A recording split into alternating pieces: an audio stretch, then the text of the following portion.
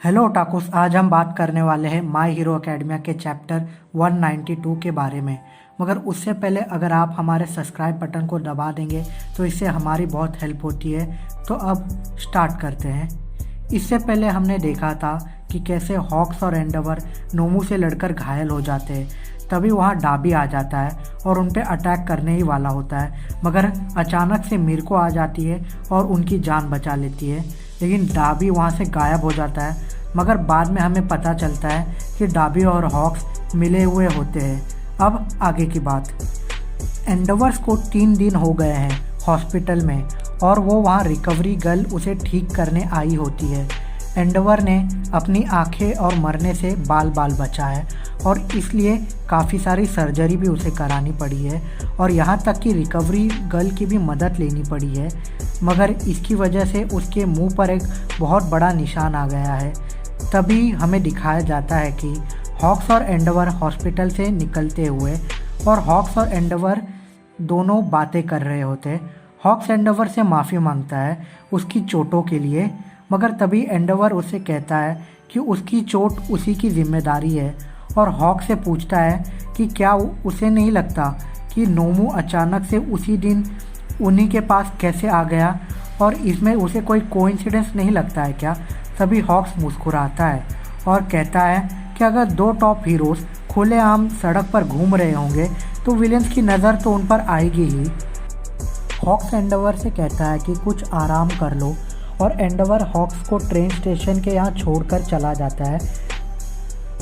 तभी हमें हॉक्स दिखाया जाता है जो कि याद कर रहा होता है अपनी वो मीटिंग जो कि वो हीरो पब्लिक सेफ्टी कमीशन के साथ करते हुए, जिसमें उसने डबल एजेंट बनने की बात की होती है ली, और इसके साथ वो लीग में कैसे घुसेगा इसकी बात हो रही रहती है।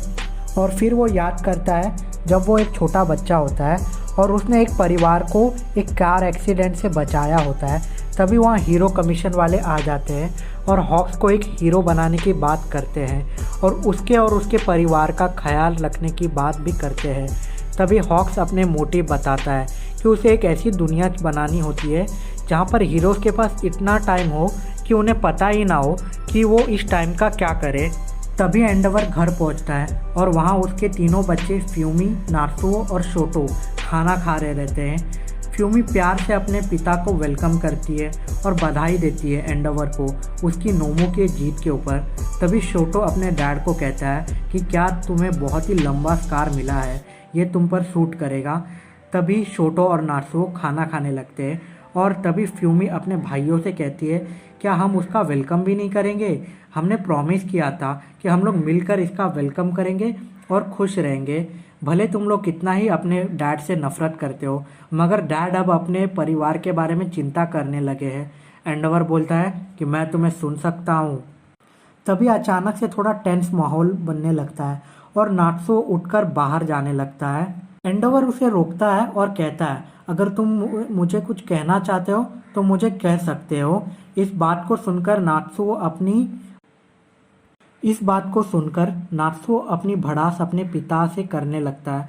नात्सुओ बोलता है कि अगर एंडेवर को भले उसकी बहन या उसकी माँ माफ़ कर दे, मगर वो आज भी उसे वही इंसान देखता है जिसने अपने बच्चों को बेसहारा छोड़ दिया था और उसने अकेला उन दोनों को छोड़ दिया था।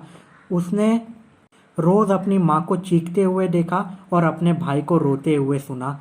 नात्सुओ अपने दूसरे भाई टोया के बारे में भी बात करता है और बस इसलिए कि एंडेवर ने एक पावरफुल विलन को हरा दिया इसका मतलब ये नहीं कि वो उसे माफ़ कर दे, और जो उसने किया है उसके लिए तो कभी माफ़ी के लायक भी नहीं है। और नात्सुओ उस पर चिल्लाते रहता है। तभी एंडेवर उसे जवाब देता है कि वो अपने पास्ट को फेस करेगा और उसे भुगतेगा भी। इस बात को सुनकर नात्सुओ सरप्राइज हो जाता है और अपनी बहन को खाने के लिए थैंक यू बोलकर निकल जाता है। फ्यूमी पैनिक में आ जाती है और याद करती है वो सारे मोमेंट्स जो आज तक हुए हैं और वो शोटो को कहती है कि उसे लगा था कि आखिरकार सब कुछ ठीक हो रहा है और इसके लिए वो काफ़ी खुश थी। शोटो उसे रिप्लाई करता है कि उसने नात्सुओ को इससे पहले कभी इतना इमोशनल नहीं देखा है। तभी जो एंडेवर की लड़ाई हुई होती है नोमू के साथ, उसके फुटेज टीवी पे दिखाने लगते हैं और लोगों की कमेंट्स भी बताते हैं कि वो लोग एंडेवर और नोमो की लड़ाई के बारे में क्या सोचते हैं, और उसमें एक लड़के के ऊपर खास तौर पे फोकस किया जाता है जो चिल्ला चिल्ला कर एंडेवर को एनकरेज कर रहा था और बता रहा था कि वो जीत सकता है। और इसको ही सुनकर सारे लोग एंडेवर को चीयर करने लगते हैं और तभी एंडेवर को भी वो लड़का याद आ जाता है और वो मानता है कि चीयरिंग ने उसके लिए काफ़ी ज़्यादा मोटिवेशन का काम किया था और उसके लिए वो थैंक यू होता है। तभी शोटो अपने डैड से बोलता है कि एंडेवर द हीरो बहुत कमाल का है, मगर फिर भी वो अपने भाई नात्सुओ के बातों से बहुत सहमत है और मैं आने वाले टाइम में इसका इंतज़ार करूँगा और देखूँगा कि तुम कैसे डैड बनोगे। और शोटो सोचता है कि कुछ इंस्पिरेशन भी इंसान को बदल देती है, इसे मुझसे बेहतर कौन समझ सकता है।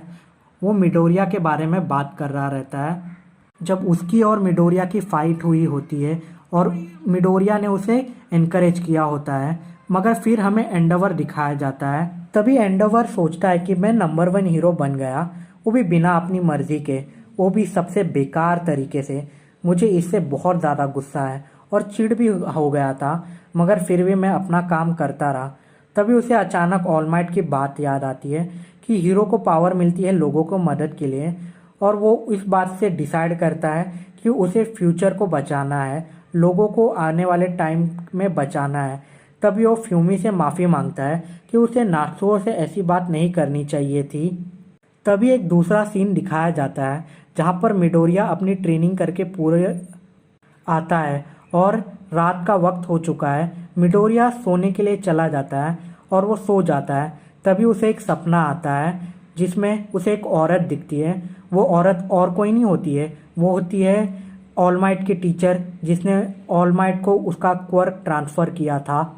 उसके साथ उसे कुछ और लोग भी दिखाई देते हैं जिसे उसने उससे पहले कभी नहीं देखा था। उसे बोलने के लिए नहीं हो रहा था क्योंकि उसके मुंह पे कुछ जैसे लगा हुआ था। तभी वहाँ अचानक से ऑल फॉर वन दिखाया जाता है और उसका छोटा भाई वहाँ पर होता है। अब इसके आगे नेक्स्ट चैप्टर में। तब तक के लिए थैंक यू गाइस ये पूरा सुनने के लिए, और प्लीज़ इसे अच्छा लगा तो सब्सक्राइब करें, इसे शेयर करें अपने दोस्तों के बीच में। Thank you so much. Sayonara. Welcome.